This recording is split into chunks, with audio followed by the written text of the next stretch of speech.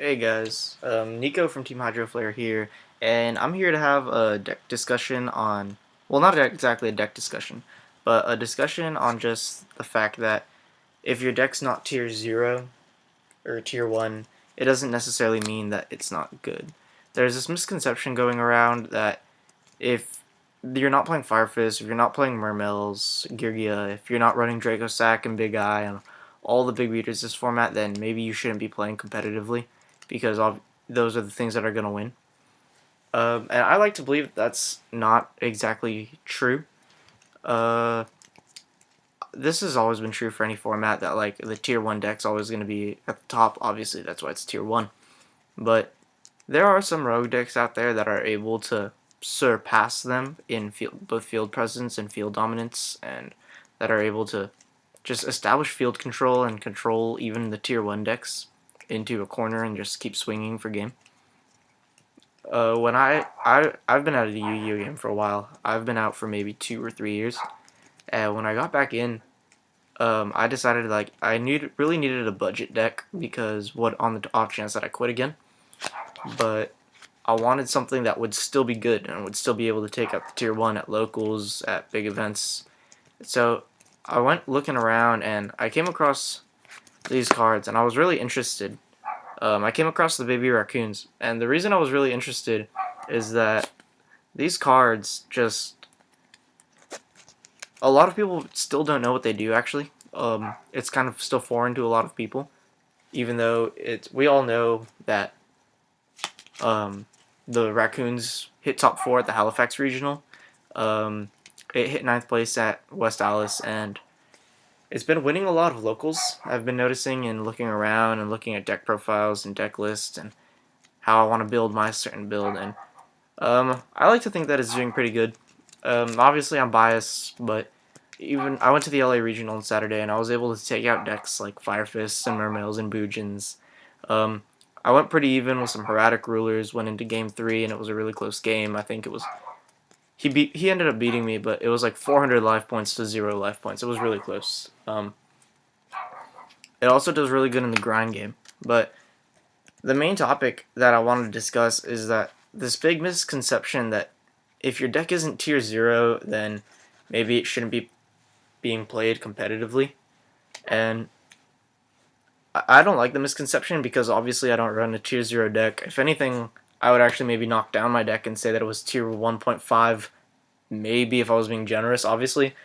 But I'd probably more likely call it tier 2, just because it's not really that meta. But it can. I actually don't think I've ever lost to Prophecy. I've played a lot of good spellbook players in my opinion, but I don't think I've ever lost to spellbooks. And I like to call spellbooks tier 1.5. So perhaps they are tier 1.5, but there's just this big misconception that if you're not running Fire Fist or Mermail or Boojin or anything that's way up on top of the ladder that's topping everywhere and winning everything, then maybe you shouldn't be playing competitively. Like a lot of people that I would notice when I finished dueling them, they were actually kind of rude about the loss, and they would ask me why I would even bother running a deck like that. And the simple answer is obviously because one, I'm on a budget, but two, this is the cheapest deck that I could find that could establish a good field dominance, a really strong field presence, and can just make big plays in one turn, especially since the Legacy of the Valiant came out and Obedience School was able to come out. This deck's definitely gotten a lot better. You run a lot of one of level 2 beasts, and you're able to go easily into the XYZ play and possibly the XYZ and an Eteria Beast play to shut down spells and prevent your XYZ from being destroyed since you have another beast on the field. Um, Especially like with the back row hate, like the triple MST and the double trap stun, you're able to create a lot of field presence and you're able to stop a lot of plays because you're in with the staples like Solomon, Bottomless, and Mirror Forces. You're able to just, if you're able to go first, not even if you're able to go first, if you're able to get a good turn off, like a good Obedience Schooled playoff, then you could establish some pretty good field dominance. The XYZ just makes a big token that can run over your opponent's monster. And if you have a Gashi out, then it can run over just about everything. Um,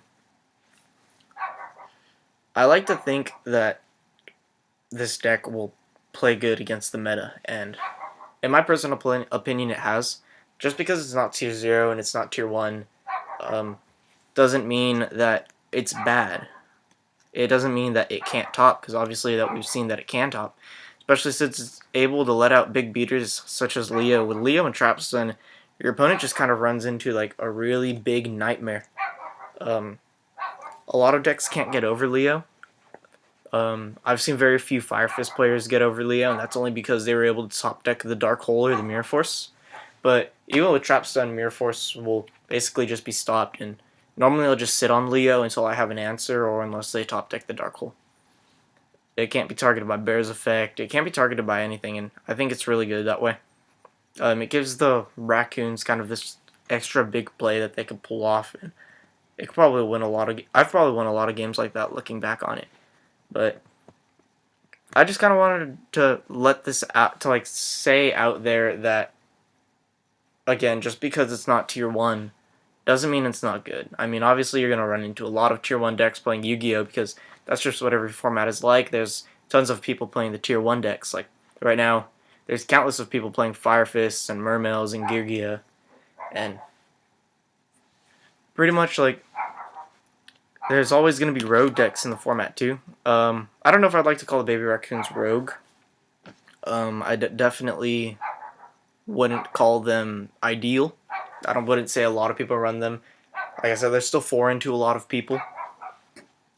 But yeah, I just kind of wanted to throw it out there that you can run just about any deck, and you could still win, so long as your deck is consistent and your deck can get good plays off. Even if it's not the meta in the format, doesn't mean it's not bad. It's definitely still good. I think just about every deck should be given a chance, and especially if it could perform like these Raccoons have been showing that they can perform.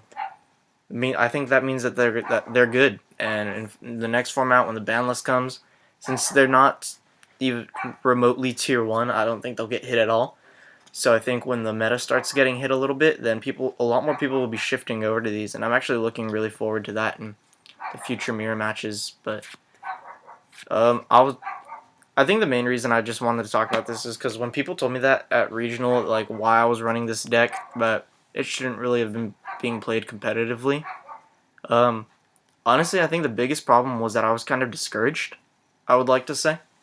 As weird as that sounds, it kind of made me feel like maybe I should be running a tier 1 deck. Like, I noticed myself, I got home from the regional and I was testing out a lot of Geargia builds because I was thinking maybe I should be playing Geargia. And I'm actually really glad that I snapped out of it because I really do like these little guys in this deck. It's really fun, but the big explosive plays, nobody ever really sees it coming, so it's actually kind of trollsy in a sense. But I just kind of wanted to let that out, and don't get discouraged just because people aren't agreeing with the deck style that you're playing or the deck that you're building. Definitely just do you. Yu-Gi-Oh! Is all a player preference game and a player's choice game. So if your deck's consistent enough and could be explosive enough, and especially if it could take out the meta, I say go for it. But yeah, that's all really, you guys. If you want to comment anything, make sure to comment down below. Make sure to like and subscribe. And this is Nico from Team Hydro Flare, signing out.